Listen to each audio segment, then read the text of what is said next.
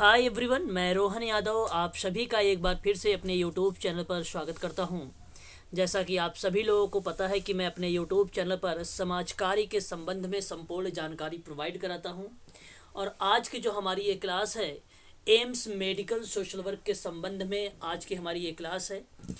और आज का जो हमने टॉपिक ले रखा है, सोशल प्रॉब्लम्स ले रखे हैं, यानी सामाजिक समस्याओं पर हम लोग चर्चा करने वाले हैं। मेडिकल सोशल वर्क में सामाजिक समस्याओं से प्रश्न पूछे जाते हैं।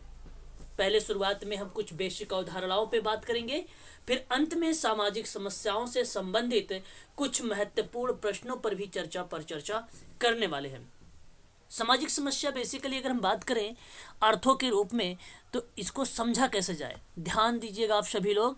सामाजिक समस्याएं वह समाज की समस्याएं होती हैं जिसमें व्यक्ति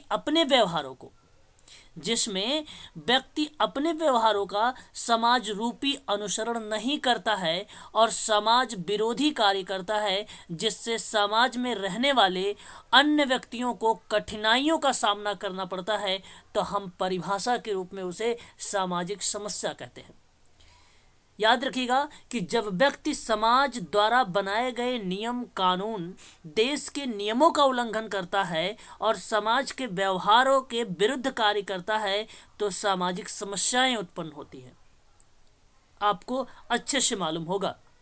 अगर हम बात करें वर्तमान समय में, तो भारतीय समाज अनेक सामाजिक समस्याओं से पीड़ित है और जिसके निराकरण के लिए राज्य और समाज द्वारा मिलकर प्रयास भी किए जा रहे हैं।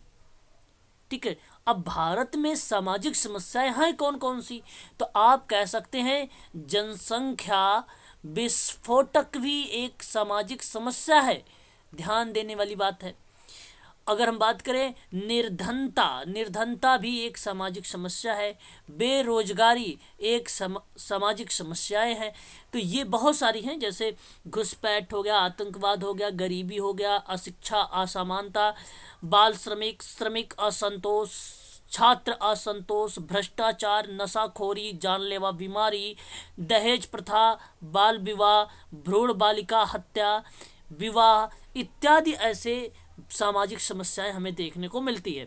यहाँ से आप लोगों के पेपर में प्रश्न पूछे भी जा सकते हैं। देखिए कैसे यहाँ पे बताया जा रहा है कि सामाजिक समस्या प्रत्येक समाज में किसी न किसी रूप में अवश्य पाई जाती है। अन्य शब्दों में हम कह सकते हैं कि सामाजिक समस्याएं सार्वभौमिक होती हैं, या अवश्य है कि इनकी प्रकृति और प्रकार भिन्न भिन्न समाजों में भिन्न भिन्न हो सकती है। आगे अगर हम बात करें तो सामाजिक समस्या किसी समाज में उपस्थित एक जैसी अवांछनीय दशा होती है जिससे समाज के अधिकांश सदस्य प्रतिकूल रूप से प्रभावित होते हैं और इनका समाधान चाहते हैं, क्योंकि ये समस्याएं सामाजिक ढांचे को क्षति पहुंचाती है और अतः या अंततः समाज की इकाई व्यक्ति की सामाजिक कार्य क्षमता, सोशल फंक्शनिंग जिसको हम लोग बोलते हैं, या आप कह सकते हो एक प्रकार से प्रभावित होती है। उसके जो कार्य होते हैं वो क्या होते हैं, प्रभावित होती हैं। तो इसको हम लोग कहते हैं सामाजिक समस्याएं। सामाजिक समस्याएं उस अवस्था में जन्म लेती है जब गतिहीनता के कारण काफ़ी संख्या में लोग स्वयं की अपेक्षित भूमिकाओं के निर्वहन में असमर्थ होते हैं, तो उसे हम लोग सामाजिक समस्या का परिभाषा बताते हैं। वहीं अगर हम लोग बात करें सामाजिक समस्या को, देख लीजिए यहाँ पे कि सामाजिक संबंधों, प्रथाओं, परंपराओं, मूल्यों, आदर्शों का एक समुच्चय है। समाज का ताना बाना जटिल एवं अंतर संबंधित होने के कारण इसकी एक इकाई में होने वाले परिवर्तनों से अन्य इकाइयां भी प्रभावित होती हैं। समाज और इसके अवयव गतिशील होने के कारण परिवर्तनशील है और यह गतिशीलता और परिवर्तनशीलता स्थापित मूल्यों और मान्यताओं और सांस्कृतिक प्रतिमानों में वर्तमान आवश्यकताओं और परिस्थितियों के कारण द्वंद्व की जो स्थिति होती है वो उत्पन्न होती है। वहीं विभिन्न समाजों की प्रकृति भिन्न भिन्न होने के कारण सामाजिक समस्याओं की प्रकृति का और उसके स्वरूप भी भिन्न भिन्न होते हैं। याद रखिएगा, सामाजिक समस्याएं व्यवहार का एक ऐसा रूप है जिसे समाज का एक बड़ा भाग व्यापक रूप से स्वीकृत और अनुमोदित मानदंडों का उल्लंघन मानता है, उसे हम लोग सामाजिक समस्या में रखते हैं। याद रखिएगा, सामाजिक समस्या इंपॉर्टेंट टॉपिक है मेडिकल सोशल वर्क की पॉइंट ऑफ व्यू से देखा जाए तो। ठीक है, सामाजिक समस्या वह अवस्था होती है जबकि एक समाज विशेष के सांस्कृतिक मानदंड के अकॉर्डिंग सामाजिक जीवन का कोई पक्ष या समाज के सदस्यों का कोई व्यवहार अपने लोकप्रिय या स्वस्थ स्वरूप को खोकर विकृति या अवांछनीय रूप धारण कर लेता है और उस रूप में वह समाज के लिए अहितकर परिणामों को उत्पन्न कर देता है, जो हम नाम देते हैं सामाजिक समस्या का। तो समस्या वह स्थिति है जिसमें कोई व्यक्ति, समूह अथवा समुदाय अपनी वर्तमान आवश्यकताओं की पूर्ति ना होने अथवा भविष्य की आकांक्षाओं, लक्ष्यों को प्राप्त ना होने की आशंका के कारण इस स्तर पर तनावग्रस्त अनुभव करता है, जिससे उसकी सामाजिक कार्य क्षमता, उत्पादकता प्रतिकूल रूप से प्रभावित होती है। सामाजिक समस्या व अवांछनीय सामाजिक दशा है जो समाज के बड़े वर्गों के कल्याण संबंधी आकांक्षाओं की पूर्ति में बाधक होती है और जिसका समाधान सामूहिक प्रयास द्वारा संभव है। याद रखेंगे, ये सामाजिक समस्या के रूप में जाने जाते हैं ये सारे के सारे पॉइंट।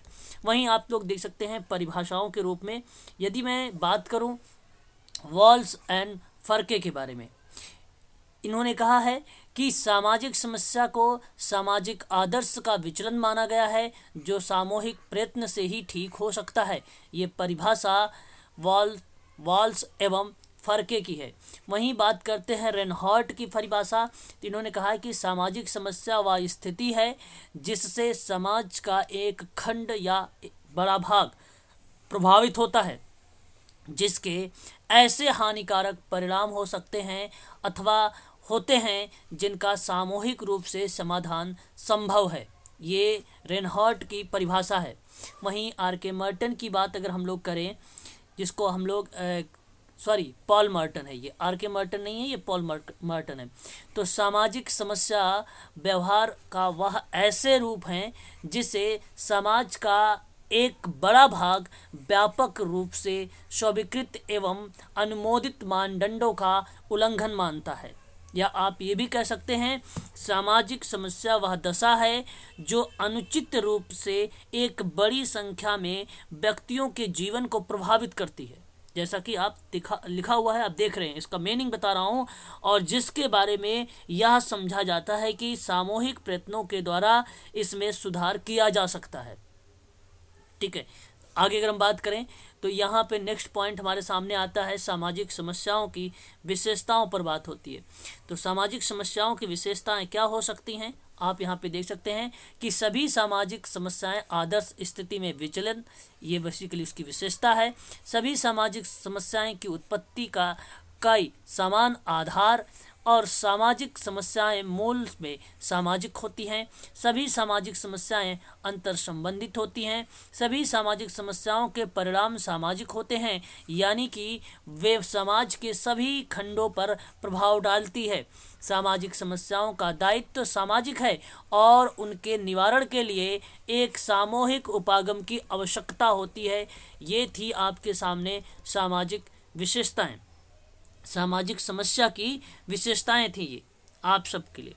आगे अगर हम बात करते हैं, यहाँ पे हमारे सामने कुछ और इम्पोर्टेंट पॉइंट आते हैं, जैसे सामाजिक समस्या के कारक की बात करें अगर हम, समस्याएं तो बेसिकली और भी है, प्राकृतिक और जैविक क्षेत्र की समस्याओं की सामाजिक समस्या नहीं कह सकते हैं, ये बात ध्यान रखिएगा। सब प्राकृतिक और जैविक क्षेत्र की जो समस्याएं होंगी वो सामाजिक समस्या नहीं कह सकते हैं आप उसे है। और सामाजिक समस्या एक ऐसी स्थिति है जो समुदाय में बहुत से व्यक्तियों को विचलित व्यवहार और समाज के आदर्श नियमों का उल्लंघन के रूप में देखने को जब मिले तो उसे आप सामाजिक समस्या कह सकते हैं।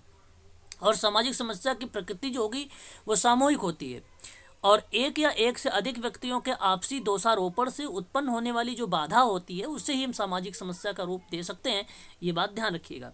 और सामाजिक समस्या की स्थिति जिसे दूर करने में ही भलाई है ना। तो सामाजिक समस्या इस बात को आपको रिप्रेजेंट करवाती है। वहीं अगर हम बात करते हैं सामाजिक समस्या के फैक्टर कौन कौन से होते हैं, कारक कौन कौन से होते हैं, तो आप ये कह सकते हैं कि विभिन्न सामाजिक संस्थाओं में संघर्ष, जैसे कहीं कहीं विभिन्न संस्थाओं के उद्देश्यों, लक्ष्यों और साधनों में संघर्ष की स्थिति उत्पन्न हो जाती है। प्राचीन एवं नवीन संस्थाओं में अनेक संघर्ष पाया जाता है, क्योंकि प्राचीन संस्थाएं व्यवस्था और यथास्थिति बनाए रखना चाहती है, जबकि नवीन संस्थाएं परिवर्तन पर बल देती है। वहीं बात करें तो हमारे सामने एक और फैक्टर आता है, जिससे यहाँ पे संस्थाओं में संघर्ष हो रहा है, ये बेसिकली सामाजिक समस्या का एक फैक्टर है। वहीं अगर हम बात करते हैं, एक कारक है सामाजिक गतिशीलता भी।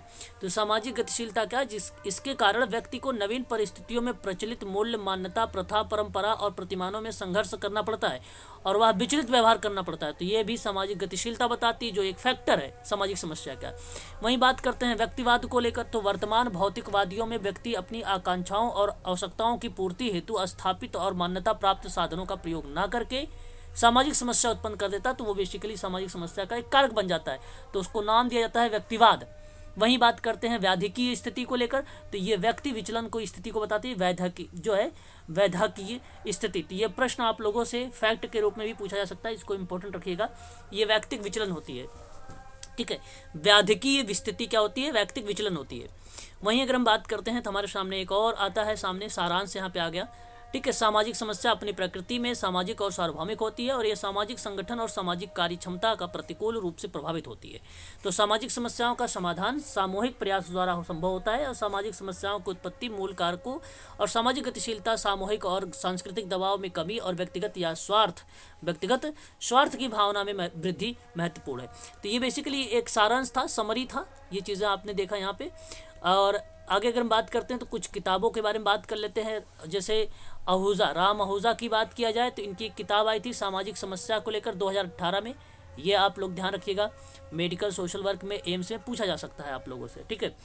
यहाँ पर अगर हम बात करें, और एक किताब है मुखर्जी, रविंद्रनाथ मुखर्जी की भी किताब इंपॉर्टेंट है, 1997 में आई थी, भारतीय समाज एवं संस्कृति को लेकर, ठीक है, इसको आप ध्यान रखिएगा।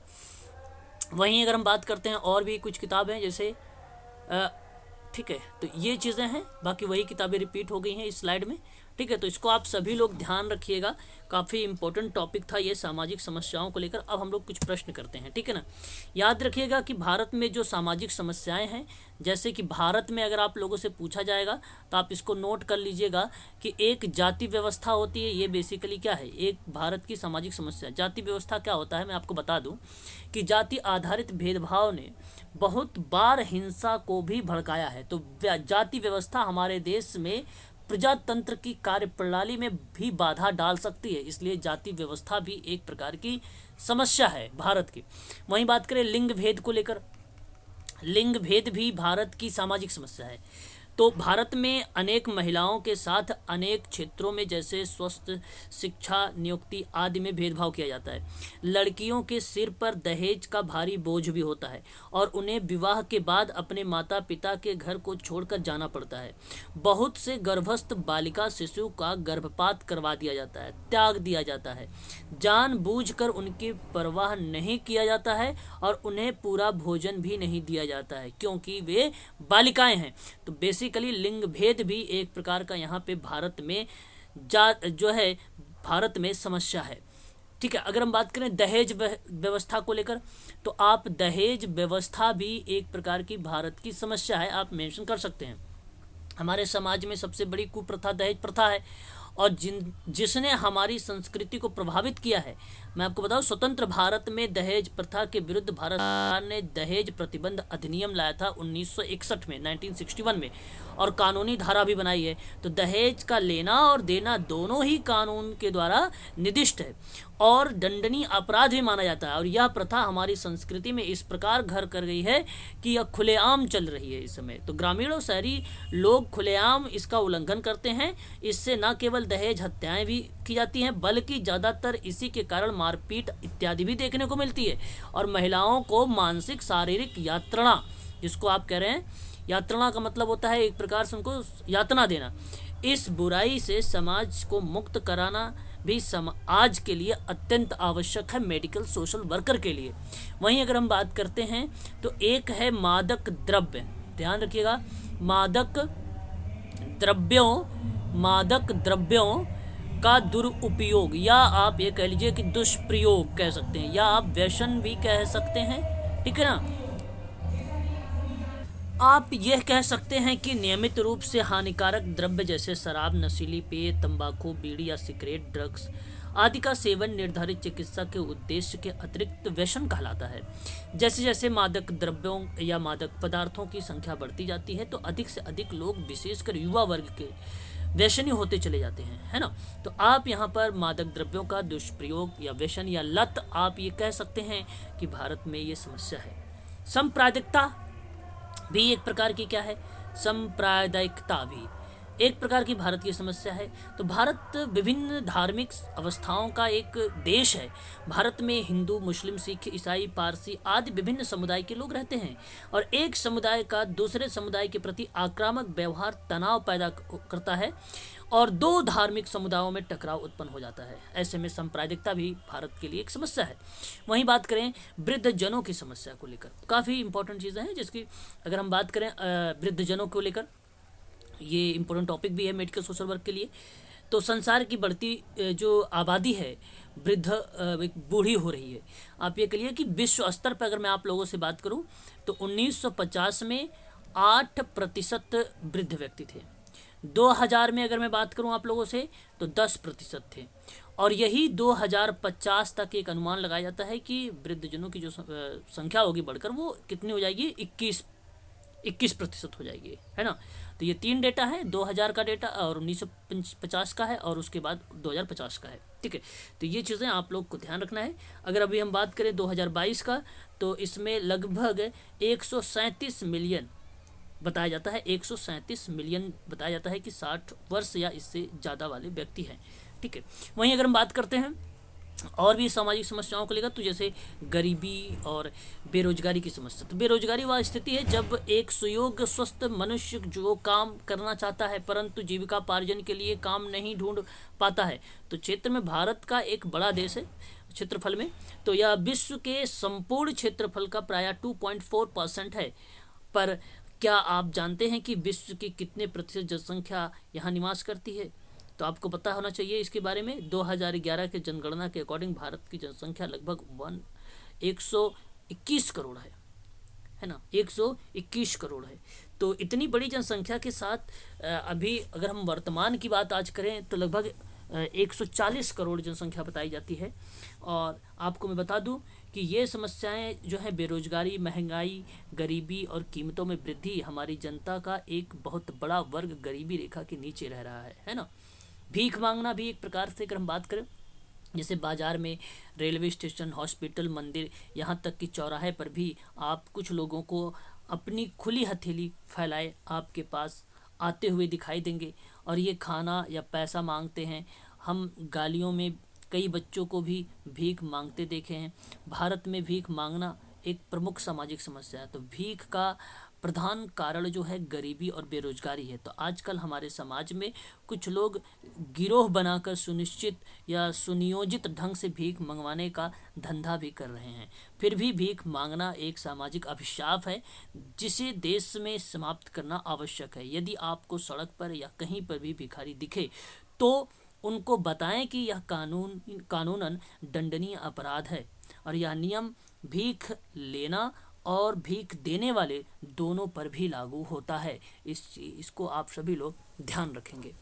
वहीं अगर हम बात करते हैं, अच्छा, बहुत सारी भारत में समस्याएं भी हैं, जैसे कि मैंने आपको शुरुआत में भी बता दिया था, याद रखेंगे। जैसे भ्रष्टाचार होगा, युवा तनाव, निर्धनता, असंतुलित औद्योगिक और आतंकवाद, धार्मिक अंधविश्वास, जाति संघर्ष, सांप्रदायिकता, दहेज प्रथा, क्षेत्रवाद और श्वेत वसन अपराध, जिसको वाइट कॉलर क्राइम कहते हैं आप, ये एक प्रकार की सामाजिक समस्या ही है।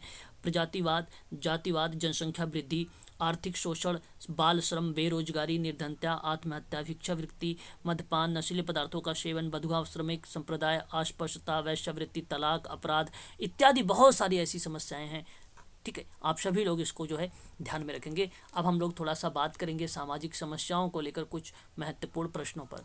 जैसे कि देखिएगा, इंपॉर्टेंट फैक्ट भी मिलेंगे आप सबको ये, ठीक है। एम्स मेडिकल सोशल वर्क के संबंध में ये सारे प्रश्न आप लोगों से पूछे जा सकते हैं। ध्यान रखिएगा, जैसे ही आप सीबीटी पर आधारित जो प्रश्न आएंगे तो उस समय 2 लैंग्वेज मिलेंगे आपको। एक लैंग्वेज आपको इंग्लिश में मिलेगा और एक लैंग्वेज आपको हिंदी में मिलेगा।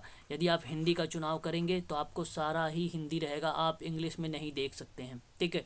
वहाँ हिंदी या इंग्लिश का ही एक ही लैंग्वेज आप प्रयोग कर पाएंगे, ठीक है। अगर आप इंग्लिश कर लेंगे तो आप केवल इंग्लिश ही देख पाएंगे, हिंदी नहीं मिल पाएगा आपको, ठीक है। तो याद रखिएगा, मैं हिंदी के क्वेश्चंस करवा रहा हूँ हिंदी में, ठीक है, याद रखेंगे।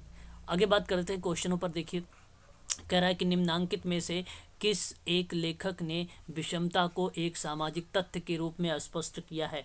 Option A Sigmund Freud, option B Andre Beteille, option C Malthus और ऑप्शन डी अगर हम बात करते हैं तो हंटिंगटन, ठीक है। यहाँ पर आप सभी लोग ध्यान रखेंगे, ये बहुत ही इम्पोर्टेंट प्रश्न है आपके सामने।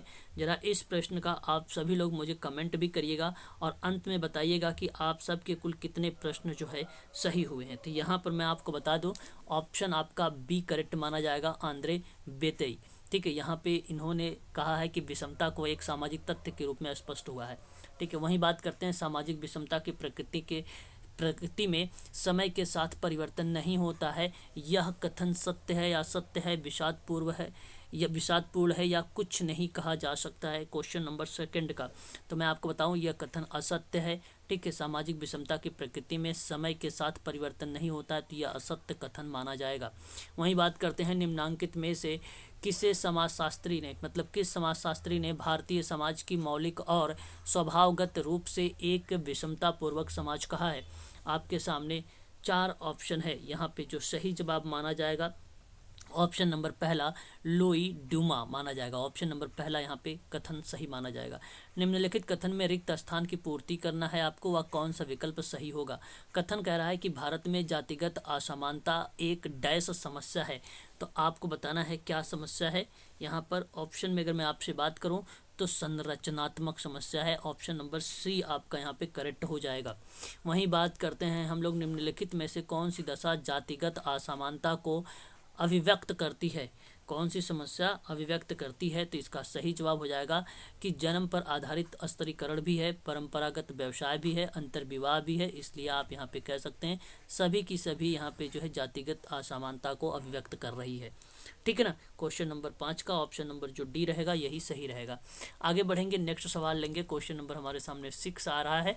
कह रहा है कि निम्नलिखित में से कौन सा कथन सही है। क्वेश्चन नंबर 6, देखिए, भारत में जातिगत असमानता वैदिक धर्म का परिणाम है, नहीं। बहिर्विवाह का नियम जाति असमानता पैदा करता है, नहीं।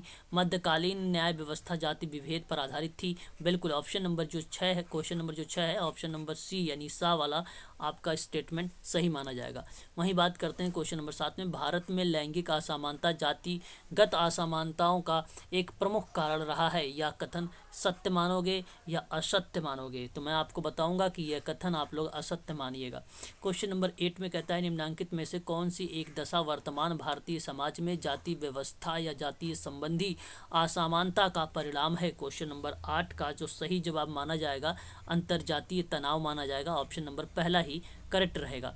बाकी राजनीति जो नियोग्यता है गलत हो जाएगा, सांस्कृतिकरण की प्रक्रिया होगी गलत होगी, और अस्पृश्यता की समस्या भी गलत होगी। इस प्रश्न का सही जवाब होगा अंतरजातीय तनाव। वहीं बात करते हैं क्वेश्चन नंबर 9 कि निम्नलिखित कथन में रिक्त स्थान की पूर्ति करना है, सही विकल्प का चयन करना है। कथन आपसे कहता है कि समाजशास्त्रीय संदर्भ में लैंगिक असमानता का एक डैश अवधारणा है। आपके सामने 4 ऑप्शन दिए गए हैं, तो एक जैविकी गलत हो जाएगा, आर्थिक गलत हो जाएगा, सामाजिक आपका करेक्ट हो जाएगा, ऑप्शन नंबर डी राजनीतिक है ये भी गलत हो जाएगा। क्वेश्चन नंबर 10 की बात करेंगे, भारत में लैंगिक विषमता संबंधी व्यवहारों की सीख व्यक्ति को प्राप्त होती है। ऑप्शन ए कहता है सातवीकरण की प्रक्रिया के द्वारा। क्वेश्चन नंबर 10 में अगर हम बात करें तो ये सातवीकरण की प्रक्रिया गलत हो जाएगी, क्योंकि लैंगिक विषमता संबंधी व्यवहारों को सीख व्यक्ति को प्राप्त होती है, तो इससे नहीं होती है। आधुनिकीकरण की प्रक्रिया के द्वारा होती है क्या, तो आधुनिकी आधुनिकीकरण भी गलत हो जाएगा, लैंगिकीकरण भी गलत हो जाएगा, सामाजिकरण की प्रक्रिया के द्वारा होता है, और इसलिए ऑप्शन नंबर डी आपका सही हो जाएगा। क्वेश्चन नंबर 11 की बात करेंगे। जब किसी समाज में पुरुषों की अपेक्षा स्त्रियों को या स्त्रियों की उपेक्षा पुरुषों को दूसरे से अधिक श्रेष्ठ माना जाता है तो इसे कहा क्या जाता है? क्वेश्चन नंबर 11 का जो सही जवाब हो जाएगा वो लैंगिक विषमता कहा जाता है। ऑप्शन नंबर सी आपका करेक्ट हो जाएगा। मनोवैज्ञानिक विषमता गलत हो जाएगा, सामाजिक विभेदीकरण गलत हो जाएगा, विसामाजिकरण भी आपका गलत हो जाएगा। ऑप्शन नंबर सी करेक्ट हो जाएगा।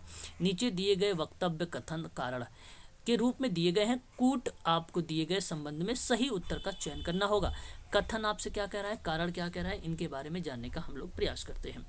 वहीं अगर हम बात करें तो कह रहा है कि स्वतंत्रता के बाद भारत में लैंगिक विषमता पूर्णतः समाप्त हो चुकी थी। नहीं, गलत जवाब। समानताकारी सामाजिक कानून लैंगिक विषमता को समाप्त करने का सर्वाधिक प्रभावशीलता का साधन है। गलत जवाब। दोनों गलत हैं भाई। यहाँ पर अगर हम बात करें ऑप्शन नंबर डी, देखिए कथन और कारण दोनों गलत हैं, यही आपका सही माना जाएगा, ऑप्शन नंबर डी। वहीं बात करते हैं क्वेश्चन नंबर 13 को लेकर। निम्नलिखित में से कौन सी एक सामाजिक या समाज लैंगिक विषमता को अभिव्यक्त नहीं कर पाती है? क्वेश्चन नंबर 13 बहुत ही सही जवाब आपके सामने होना चाहिए। यहाँ अगर हम बात करते हैं तो आप देख सकते हैं, यात्रा कर रही थी कि गले में सोने की जंजीर खींच लेना। ठीक है, यहाँ पर देखिए लैंगिक समानता का अभिव्यक्त नहीं कर रही है, तो ये तो मुझे नहीं लगता कि ये यात्रा कर रही थी कि गले में सोने की जंजीर खींच लेना। ठीक है, ये नहीं है। देखिए, पत्नी को अपने माता पिता के धन लाने के लिए बाध्य करता है। ठीक है, लैंगिक विषमता को अभिव्यक्त कर सकती है। वहीं लड़कियों को उच्च शिक्षा में वंचित रखना, स्त्री की समाज में अपनी कोई स्वतंत्र पहचान ना होना। ठीक है, ये सारी चीज़ें आएंगी। ऑप्शन नंबर पहला नहीं आएगा, 13 का ऑप्शन नंबर ए जो होगा यही करेक्ट रहेगा। 14 कह रहा है निम्नलिखित में से कौन सी एक दशा को लैंगिक विषमता का प्रमुख कारण कहा जाएगा? प्रमुख कारण कहा जाएगा। वहीं अगर हम लोग बात करते हैं तो देखो, पुरुषों की अपेक्षा स्त्रियों के निम्न जो है बौद्धिक स्तर गलत, और तुलनात्मक रूप से स्त्रियों को शारीरिक शक्ति की कमी, ये भी गलत हो जाएगा। पुरुष प्रधान सामाजिक व्यवस्था। क्वेश्चन नंबर 14 में अगर हम लोग बात करें, कह रहा है कि एक दशा को लैंगिक विषमता का प्रमुख कारण कहा जाएगा, तो यही देखो बता रहा है पुरुष प्रधान सामाजिक व्यवस्था को, क्योंकि यहाँ पे तुलना कर रहा था तो भी स्त्री आ रही थी, यहाँ पे ऑलरेडी स्त्री दिया था। समताकारी कानूनों का अभाव भी में दोनों चीज़ें आ जाती हैं, परंतु प्रधानता एक ही चीज़ बता रही है। ऑप्शन नंबर सी आपका करेक्ट रहेगा यहाँ पर। क्वेश्चन नंबर नेक्स्ट लेंगे 15 पर। निम्नलिखित में से कौन सा कथन सही नहीं है? आपको सही नहीं है ये बताना है। तो मैं अगर बात करूं आपसे पहले प्रश्न में कि लैंगिक विषमता का माप व्यक्तिगत सामाजिक आर्थिक जीवन के स्त्री पुरुष को प्राप्त स्वतंत्रता के आधार पर की जा सकती है, बिल्कुल सही है। हिंदू उत्तराधिकार अधिनियम 1956 से लैंगिक विषमता की समस्या में वृद्धि हुई है। तो मैं आपसे कहूँगा कि ये भी आपका क्वेश्चन नंबर 15 का यही आपका गलत हो जाएगा, है ना। क्या प्रश्न पूछा गया है? कथन सही नहीं है, तो ये तो हिंदू उत्तराधिकार 1956 का, देखिए यहाँ गलत हो गया। ऑप्शन नंबर जो आपका ये रहा क्वेश्चन नंबर 15 का ऑप्शन नंबर जो बी है यही सही नहीं है, बाकी सही होंगे। पहला तो सही चल गया। आपको स्त्रियों की सामाजिक और नैतिक शोषण के प्रति सामाजिक हिंसा को स्पष्ट करती है, बिल्कुल स्पष्ट करती है। स्त्री की पुरुषों के अधीन सामाजिक परिस्थिति लैंगिक विषमता को दशा का उदाहरण मानी जाती है, बिल्कुल मानी जाती है। ऑप्शन बी आपका सही रहेगा। 16 की बात करें, निम्नलिखित में से किस एक सुधारक ने लैंगिक विषमता को दूर करने के लिए स्त्री शिक्षा पर प्रचार किया था? 16 का आपके सामने जवाब होना चाहिए। तो स्वामी दयानंद सरस्वती ने किया था। ऑप्शन नंबर डी आपका करेक्ट माना जाएगा, है ना। देखिए, राजा राम मोहन राय जी की भी भूमिका थी, ईश्वरचंद्र विद्यासागर जी की भी भूमिका थी महिलाओं की शिक्षा को लेकर। लेकिन अगर लैंगिक विषमता को दूर करने की बात होती है, स्त्री शिक्षा पर प्रचार प्रसार को लेकर कॉन्सेप्ट या थीम बनाकर, तो स्वामी दयानंद सरस्वती ने किया। ऑप्शन नंबर डी आपका करेक्ट रहेगा, है ना, याद रखिएगा आप सभी लोग।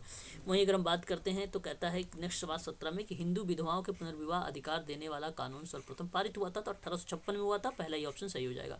निम्नलिखित में से कौन सा एक कानून जो लैंगिक विषमता को दूर करने से संबंधित नहीं था? आपके सामने जवाब होने चाहिए। यहाँ पे अगर हम बात करें तो अस्पृश्यता अपराध अधिनियम था जो 1955 का था, यही ऑप्शन आपका करेक्ट रह जाएगा। बाकी यहाँ पे हिंदू विवाह अधिनियम 1955 गलत हो जाएगा, हिंदू उत्तराधिकार अधिनियम 1956 भी गलत हो जाएगा, दहेज निरोधक अधिनियम 1961 भी गलत हो जाएगा। ऑप्शन नंबर केवल यहाँ पर बी सही रहेगा। भारत में राष्ट्रीय महिला आयोग की स्थापना की गई थी, ये बात आप लोग अच्छे से जानते होंगे। तो इसका सही जवाब क्या हो जाएगा? 1992 में किया गया था राष्ट्रीय महिला आयोग की स्थापना, है ना। क्वेश्चन नंबर हम 20 की बात करते हैं, हमारे सामने 20 है। तो देखिए, एक तरफ सूची 1 दिया गया है, दूसरी तरफ सूची 2 दिया गया है ना।